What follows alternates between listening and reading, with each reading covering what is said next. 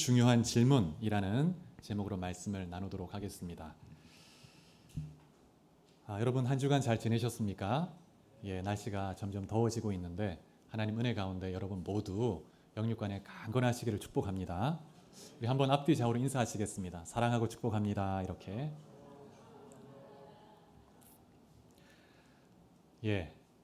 오늘 본문에는 마가복음의 핵심 메시지가 들어 있습니다.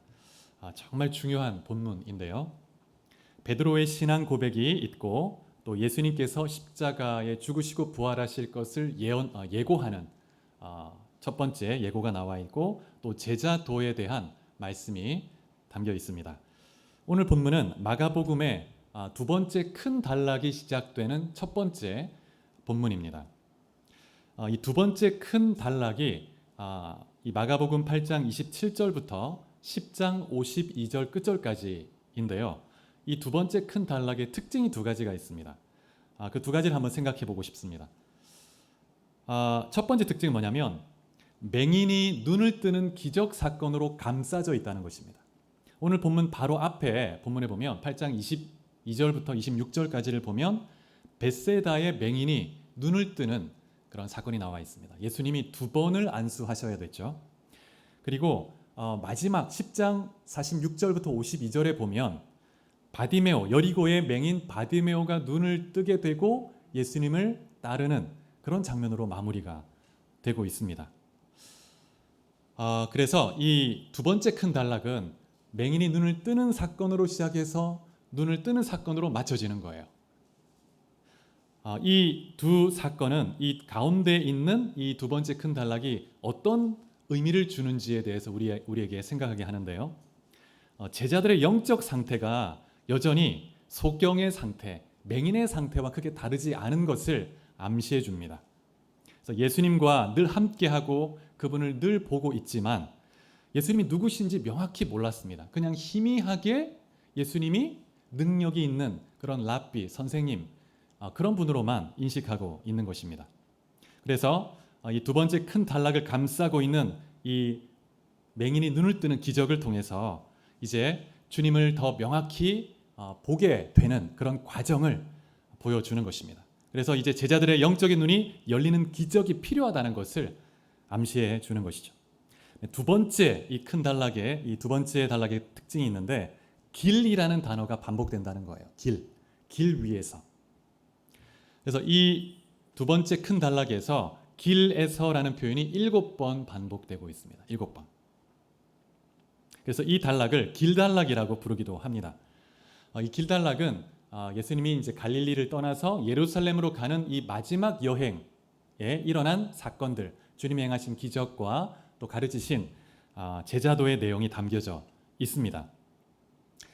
마가복음 1장에 보면 이사야 예언이 인용되면서 세례 요한의 사역을 설명하고 있는데 세례 요한이 뭐라고 어떠한 이제 사역으로 이렇게 예언되어 있냐면 세례 요한이 주의 길을 예비할 것이라고 말씀하고 있습니다. 광야에 외치는 자의 소리로 와서 주의 오실 길을 예비하실 것이다. 할 것이다. 그런데 이제 주님께서 가야 할 그 길이 이제 시작이 되는 겁니다. 예루살렘으로 올라가는 그 길, 십자가의 길이고 고난의 길이죠. 그래서 누가복음 9장 51절에 보면 예수님께서 자신이 십자가를 지실 때가 이른 줄 아시고 예루살렘에 올라가기로 굳게 결심하셨다 이렇게 말씀하고 있습니다. 그래서 굳은 결심을 하고 이제 예루살렘으로 가는 그 십자가의 길, 고난의 길로 발을 내디디신 것입니다. 그런데 이 길단락에 보면 예수님께서 예루살렘에 가서 고난받고 죽으실 것에 대해서 3번이나 직접적으로 공개적으로 드러내놓고 말씀하시는 것을 볼 수가 있습니다. 3번에 걸쳐서 말씀하시죠. 그런데 주님이 이렇게 말씀하실 때마다 제자들은 이해를 못합니다. 그래서 오해를 해요. 그러면서 두려워하기도 하고 또 염려하기도 하고 인간적인 관점에서 그것을 받아들였습니다. 그러나 그때에도 주님은 책망하시지 않고 아주 친절하게 마치 소경의 눈을 어루만져 주듯이 제자들에게 가르쳐 주시고 깨우쳐 주십니다. 여러분 오늘 이 말씀을 듣는 가운데 성령께서 우리 한 사람 한 사람의 영적인 눈을 뜨게 하시고 귀를 여셔서 주님을 만나고 주의 음성을 듣게 되는 놀라운 시간 될 수 있기를 축복합니다. 오늘 본문을 보면 우리가 너무나 잘 아는 그런 장면이 나오는데요. 예수님께서 예루살렘에 올라가시기 전에 빌립보 가이사랴라는 곳에 방문하신 것을 볼 수가 있습니다. 이 가이사랴 빌립보는 이스라엘 최북단에 위치해 있는데 갈릴리 바다에서 북동쪽으로 한 40km 정도 올라가면 나와 있습니다. 위치해 있는데 헤르몬산 바로 밑에 있습니다. 근데 이 가이사랴 빌립보는 BC 23년에 가이사 아구스도가 헤롯 대왕에게 선물로 수여해 준 그런 땅이었습니다. 그래서 이 헤롯이 황제를 위한 신전을 이 도시에 세웠죠. 그리고 그 도시의 이름도 황제 가이사 황제 이름을 이제 경의를 표하기 위해서 가이사랴라고 지었는데 가이사의 성이라는 뜻입니다. 근데 이후에 이 헤롯 대왕의 아들인 헤롯 빌립이 이제 이 땅을 이어서 통치하게 되는데 이 빌립이 그 지중해 변에 있는 가이사랴라는 도시와 구분하기 위해서 자신의 이름을 넣어서 가이사랴 빌립보라고 이름을 지은 것입니다.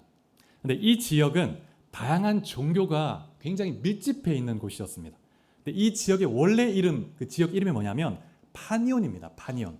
근데 이 파니온은 어떤 뜻이냐면 판의 성소라는 뜻인데 이 판은 목양의 신입니다. 목양. 들과 목양의 신. 그래서 이 지역에 판신을 위한 신전도 있었죠. 그리고 이 가이사랴 빌립보에는 바알 숭배가 오래전부터 굉장히 융성했던 곳이기도 했습니다. 그리고 황제의 숭배를 위한 신전도 있는, 그래서 여러 신들이 있고 신전이 밀집해 있는 그런 곳이었습니다. 그래서 그런 곳에 가셔서 주님이 제자들에게 질문을 던지시는 것입니다. 사람들이 나를 누구라고 하느냐? 이렇게 물었을 때 28절에 보면 이 질문에 대해서 제자들이 다음과 같이 답을 했습니다. 세례 요한이라 하고 더러는 엘리야, 어떤 이는 선지자 중에 하나라고 말씀합니다. 근데 이 말씀을 보면 마가복음 6장 14절 15절에도 똑같이 나와 있습니다. 같이 한번 읽어볼까요? 마가복음 6장 14절부터 16절 시작. 이에 예수의 이름이 드러난지라 헤롯 왕이 듣고 이르되 이는 세례 요한이 죽은 자 가운데서 살아났도다. 그러므로 이런 능력이 그 속에서 일어나느니라 하고 어떤 이는 그가 엘리야라 하고 또 어떤 이는 그가 선지자니 옛 선지자 중에 하나와 같도다 하되 헤롯은 듣고 이르되 내가 목벤 요한 그가 살아났다 하더라. 이 말씀에 보면 헤롯이 예수님을 어떻게 생각했냐면 자기가 죽인 세례 요한이 다시 살아난 게 아니냐 이렇게 두려워하면서 말을 했습니다. 당시에 많은 사람들이 이 예수님에 대해서 세례 요한이 부활한 것으로 생각했습니다. 세례 요한 같은 경우에는 어떤 기적과 능력을 행하진 않았고 하나님 말씀을 전하고 회개를 촉구하는 그런 메시지를 전했습니다. 그런데 세례 요한이 다시 살아나게 되면서 부활의 능력을 입어가지고 이런 기적과 능력을 행하는 것이라고 생각한 것입니다. 또 다른 사람들은 예수님을 엘리야라고 생각했는데 구약에 기적과 능력을 행했던 선지자 하면 바로 떠오르는 사람이 엘리야죠. 엘리야. 그래서 많은 사람들이 엘리야를 생각했는데 특별히 말라기 4장 4절 5절에 보면 주의 날이 오기 전에 하나님께서 엘리야를 보내신다고 말씀합니다. 그래서 주의 크신 그 두려운 날이 이르기 전에 엘리야가 먼저 와서 그 자식의 마음을 아버지에게로, 아버지의 마음을 자식에게로 돌이키게 할 것이다. 그렇지 않으면 하나님께서 진노로 치실 것이다. 이렇게 말씀을 했습니다. 그래서 그 엘리야를 하나님께서 보내셨는데 그분이 바로 예수님이다. 이렇게 생각을 한 것입니다. 현대 유대교에서 유월절을 지킬 때 가족이 함께 모일 때 예배를 드리는데 빈 의자를 하나 이렇게 놓아둔다고 합니다. 이 빈 의자는 하나님을 위한 자리가 아니고 엘리야를 위한 자리라고 해요. 그래서 엘리야가 와서 메시아의 올 길을 예배해 줄 것이기 때문에 그 엘리야가 와야 된다는 거예요. 먼저. 그래서 엘리야를 위한 자리를 예비하고 있을 정도로 이스라엘 민족에게는 엘리야가 특별한 그런 존재였습니다. 또 어떤 사람들은 선지자들 중에 한 사람이라고 생각했는데 그냥 평범한 선지자가 아니라 모세가 신명기 18장에서 예언했던 바로 그 선지자, 마지막 종말론적으로 와서 이제 모든 악인들에 대해서 심판의 메시지를 선포하면서 하나님 앞에 회개를 촉구할 그런 선지자로 생각했습니다. 그래서 신명기 18장 15절에 보면 이렇게 말씀합니다. 내 하나님 여호와께서 너희 가운데 내 형제 중에서 너를 위하여 나와 같은 선지자 하나를 일으키시리니 너희는 그의 말을 들을지니라.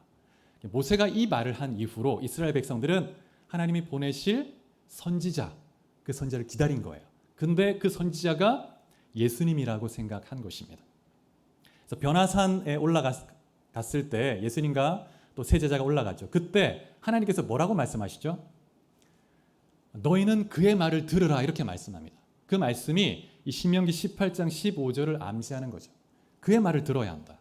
내가 모세를 통해서 예언한 바로 그 선지자가 이 예수 그리스도이고 나의 아들이다 이렇게 선포하는 것이죠. 그래서 당시에 많은 사람들이 예수님을 여러 가지 대상으로 생각했습니다. 뭐 세례 요한이다, 아니면 뭐 엘리야다, 또 어떤 선지자다 생각했지만 아무도 예수님이 그들이 그렇게 기다렸던 메시아 그리스도라고 고백하거나 생각하지는 않았습니다. 그래서 이제 예수님께서 제자들에게 아주 비장하게 물으시죠. 너희는 나를 누구라 하느냐? 너희는 나를 누구라 하느냐? 이렇게 물으셨습니다. 여러분, 우리의 믿음은 예수님이 누구신가에 대한 인식에 기초합니다. 주님이 누구신가? 그리고 나는 누구인가? 또 주님과의 관계에서 나는 어떻게 살아가야 되는가에 우리의 신앙이 뿌리를 두고 있습니다. 그래서 날마다 예수님이 누구신가에 대한 그런 인식에 근거해서 나의 삶의 목적과 삶의 방향과 라이프 스타일을 교정하면서 살아가는 것이 제자입니다. 제자. 이 질문에 대해서 베드로가 이렇게 답을 했습니다. 주는 그리스도시니이다. 주는 그리스도시니이다. 당시에 많은 사람들은 그냥 여러 구약의 위대한 선지자나 그런 인물 중에 하나라고 생각했는데 베드로는 주님이 메시아라고 고백했는데 인간으로서는 처음으로 예수님을 그리스도라고 메시아라고 고백한 첫 번째 그런 인물이죠. 마태복음에 나오는 똑같은 그 본문에 보면 베드로가 주님께 대해서 고백한 이 고백은 그가 인간적으로 배워서 된 것이 아니고 하나님께서 성령을 통해 계시해 준 것이라고 말하고 있습니다. 성령의 계시를 통해서 믿음을 갖게 된 거예요. 주님을 알게 되었고 고백했고 믿음을 갖게 된 것입니다. 성령의 역사가 아니면 우리도 예수를 주로 고백할 수 없는 것입니다. 그래서 여러분 모두가 예수를 주로 고백하고 있다면 여러분 안에 성령께서 감동하고 계시기 때문에 인도하시기 때문에 고백할 수 있는 것이죠. 그래서 오늘 본문에서 베드로가 놀라운 신앙 고백을 드렸습니다. 주님이 바로 우리가 기다리는 그 그리스도이십니다. 이렇게 고백을 했습니다. 하지만 베드로가 주님을 바라보는 그 관점은 주님 자신이 생각하는 관점과는 완전히 달랐죠. 당시의 이스라엘 백성들은 어떤 메시아를 기대했냐 하면 지혜와 능력이 충만한 그런 메시아. 그래서 기적과 기사를 행하고 죄가 존재하지 않을 뿐만 아니라 이스라엘의 마지막 왕으로 와서 이스라엘을 압제하는 이방 민족, 불의한 민족을 심판하고 다 몰아내고 예루살렘에서 공의와 정의로 열방을 통치하는 그런 메시아를 기대했습니다. 그런데 그 당시에 이제 이스라엘 백성들은 로마의 지배를 받고 있었기 때문에 당연히 메시아가 와서 로마 세력을 몰아내고 이제 이스라엘의 왕으로 이제 예루살렘에서 통치하기를 기대했던 것입니다. 그런데 이제 예수님께서 제자들에게 보여주실 자신의 실제 모습은 권능 있는 아들의 권세의 아들, 그런 능력의 아들의 모습이 아니고 그런 메시아 모습이 아니고 고난받는 종으로서의 메시아의 모습을 이제 보여주고 있습니다. 그래서 그 백성을 위해서 고난받고 죽음으로 백성을 위해서 대속할 그런 메시아를 보여주는데 이 모습은 제자들에게 당시 이스라엘 백성들에게 너무 낯선 모습인 것입니다. 그래서 예수님께서 이제 제자들이 가진 그 그리스도에 대한 관점을 교정해 주기 시작하십니다. 그들의 영적인 눈을 이제 치유해 주시는 거예요. 그래서 열어주시는 것입니다. 자, 31절 말씀을 같이 한번 읽어보도록 하겠습니다. 시작. 인자가 많은 고난을 받고 장로들과 대제사장들과 서기관들에게 버림받되어 죽임을 당하고 사흘 만에 살아나야 할 것을 비로소 그들에게 가르치시되, 이 말씀에 보면 비로소 그들에게 가르치셨다 하면서 드러내놓고 이 말씀을 하셨다고 32절에 말씀하고 있습니다.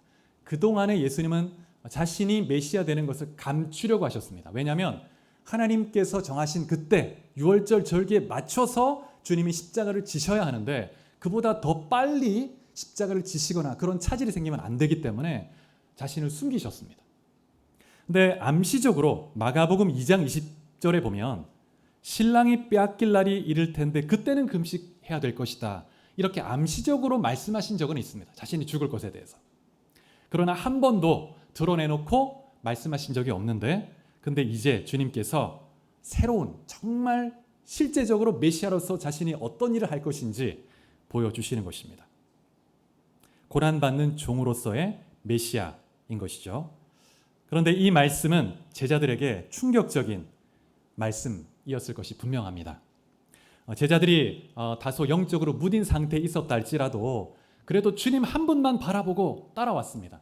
주님의 말씀에 순종하고 따르면서 함께 먹고 마시며 그런데 이제 주님만 바라보고 왔는데 주님 그분이 죽는다고 하니까 이 제자들에게는 있을 수 없는 일인 거예요. 진짜 갈 길을 잃어버리는 것 같은 그런 상황이 되는 것입니다. 그래서 우리가 잘 아는 것처럼 베드로가 불쑥 나와서 예수님께 항변했다고 말하고 있습니다. 그렇게 하면 안 된다고 저항하면서 막았다는 거예요. 근데 이 단어를 원어를 보면 어떤 의미가 있냐면 꾸짖다라는 의미가 있습니다.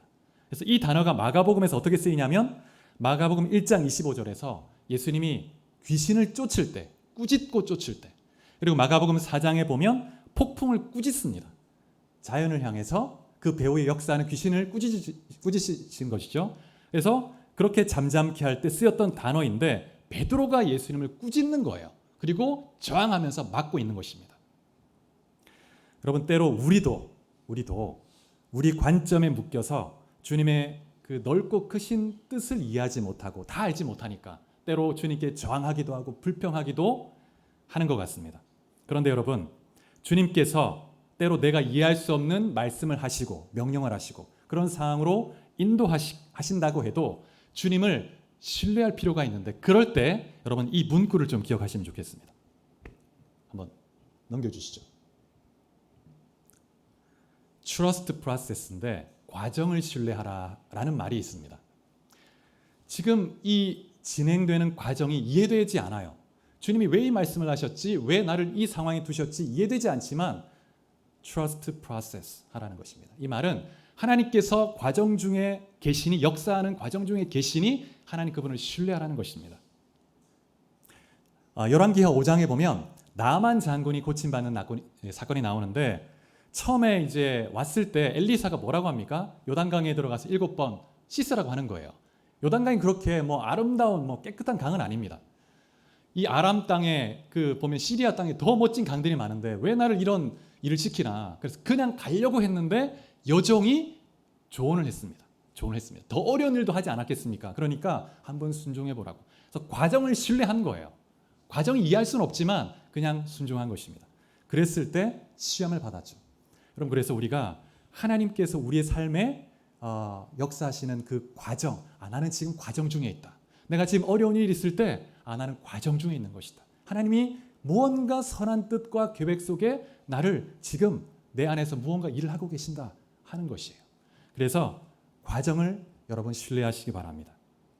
그래서 베드로가 이해할 수 없어서 항변하자 주님이 곧바로 베드로에게 뭐라고 하시냐면 사탄아 내 뒤로 물러가라. 너가 하나님의 일을 생각지 아니하고 도리어 사람의 일을 생각하는도다. 아주 엄하게 꾸짖는데 베드로에게 직접적으로 했다기보다는 베드로의 배후에 역사하는 우리가 영적으로 둔감하고 어두우면 우리도 사단의 거짓에 속을 수 있고 또 원치 않게 주님의 일을 대적할 수도 있습니다. 그게 우리의 연약함이죠. 늘 주님의 지혜를 구하고 주님을 의뢰할 필요가 있습니다. 베드로가 입으로는 주님을 그리스도라고 고백했지만 여전히 영적으로 무지한 가운데 있었고 마귀가 넣어주는 거짓에 그렇게 쉽게 휘둘리는 상태였습니다.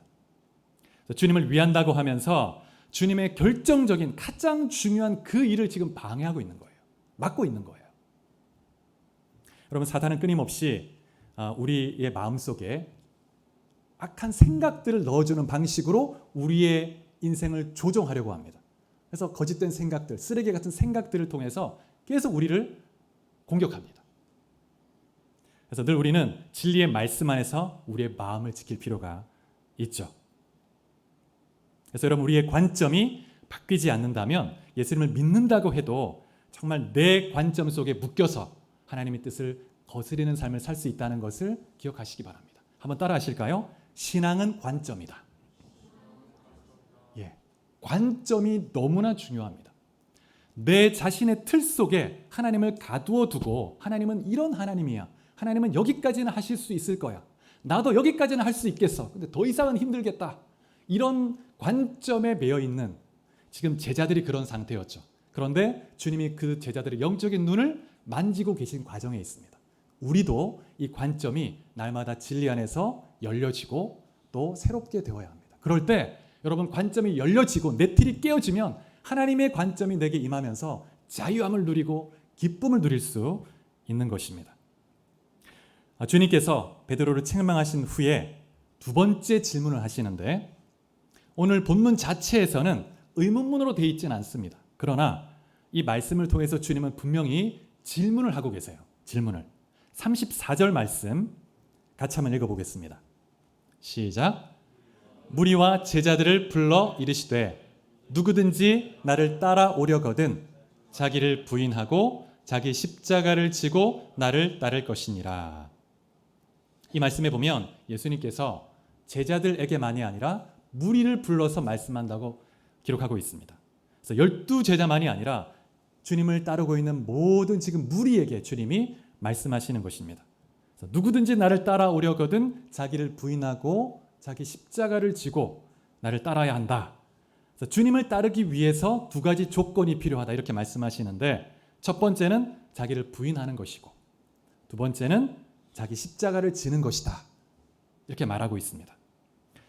이 의미를 어떻게 이해해야 할지 33절의 말씀과 연관해서 이 문맥 안에서 이해한다면, 자기를 부인한다는 것은 사람의 일, 자신의 계획, 뜻, 내 감정, 사람의 일을 내려놓는 것입니다.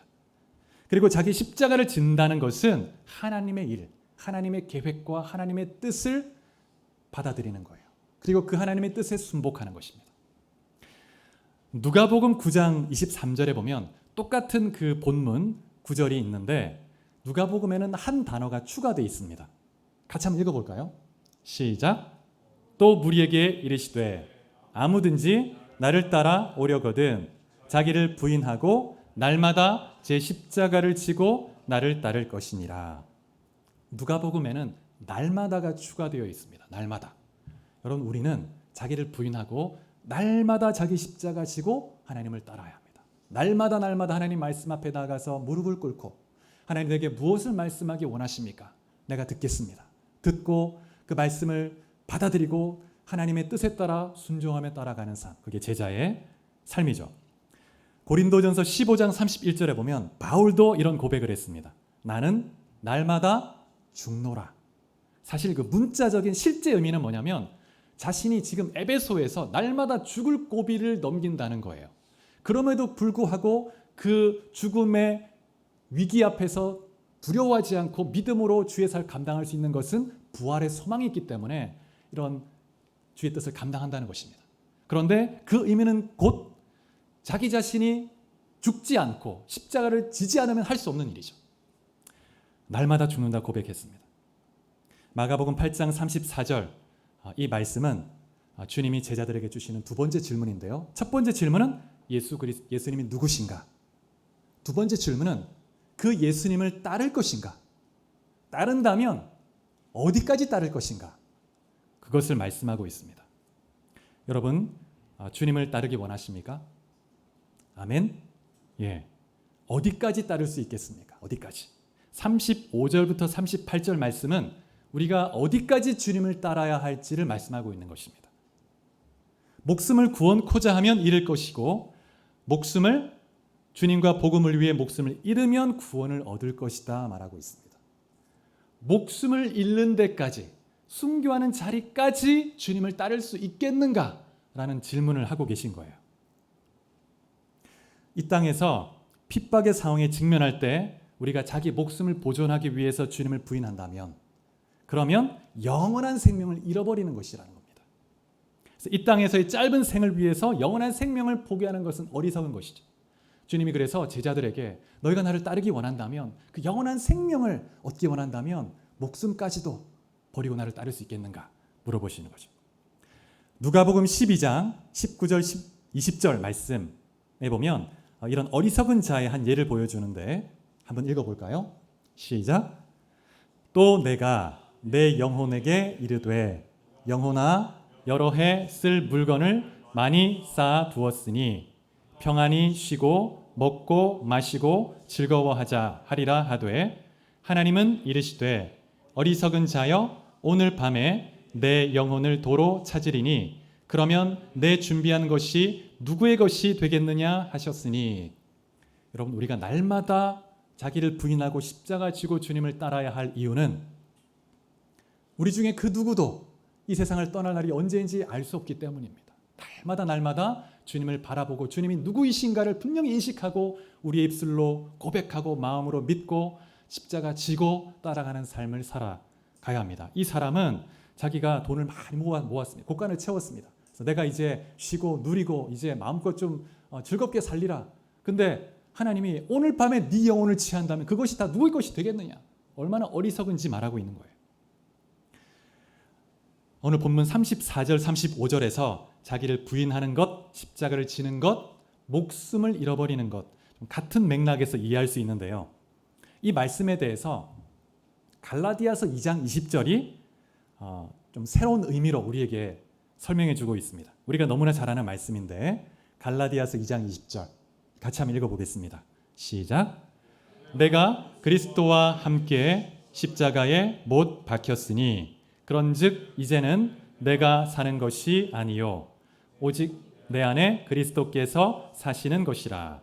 이제 내가 육체 가운데 사는 것은 나를 사랑하사 나를 위하여 자기 자신을 버리신 하나님의 아들을 믿는 믿음 안에서 사는 것이라. 자기를 부인하고 십자가를 지고 주님을 따르는 삶이 어떤 것인지 설명해 주고 있습니다. 나는 죽고 예수께서 내 안에 사시는 삶, 24시간 주님과 동행하는 삶, 주님의 뜻이 내 뜻이 되고 주님의 계획이 내 계획이 되는, 그래서 주님이 나를 통해서 사시도록 하는, 주님의 영광이 드러나고 주의 통치가 드러나는 그런 삶을 사는 것입니다. 이런 삶을 예수 그리스도를 믿는 믿음 안에서 사는 삶이다. 이렇게 설명하고 있습니다. 여러분, 우리가 주님의 뜻에 순복하며 살아가는 것, 때로 핍박 가운데에서 목숨의 위태로운 상황에 있다 할지라도 주님을 따르는 그런 삶, 기꺼이 우리가 선택하며 나아갈 수 있을 때 그것이 진짜 제자라고 할 수 있을 것입니다. 여러분, 달라스 윌라드라는 아주 유명한 기독교 신학자가 있는데 하나님의 모략이라는 책, 여러분 한번 들어보셨을 텐데 이 책에 보면 오늘 이 현 시대를 이렇게 진단하고 있습니다. 한번 보시기 바랍니다. 오늘날 제자도는 더 이상 예수를 향한 믿음의 본질로 간주되지 않고 있다. 값비싼 선택 사항이나 영적 사치, 심지어 도피의 길로까지 간주되고 있다. 굳이 제자도에 신경을 쓸 게 뭐 있느냐는 생각이 범람하고 있는 것이다. 그 점에 관한 한 하나님과의 대화의 관계에 대해서도 마찬가지다. 우리가 해야 할 일에만 매달리자는 것이다. 여러분, 이 달라스 윌라드가 하는 말이 뭐냐면 예수를 믿고 하나님의 자녀가 된 것, 그리고 이후에 주님을 따르는 것까지, 제자도까지가 복음의 본질이라는 거예요.